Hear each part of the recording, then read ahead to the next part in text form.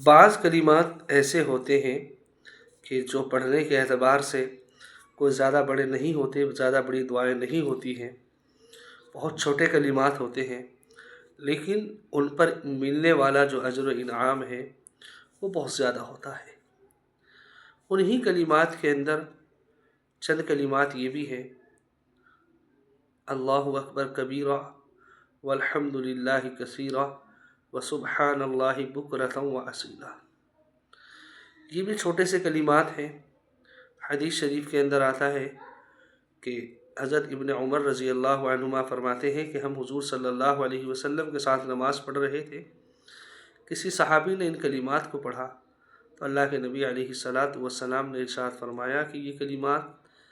ایسے ہیں کہ جب ان کا پڑھنے والا ان کلمات کو پڑھتا ہے تو اللہ تبارک و تعالی آسمان کے دروازوں کو کھول دیتے ہیں۔ اب آپ دیکھیں یہ کلمات بہت مختصر ہیں، پڑھنا بھی آسان ہے،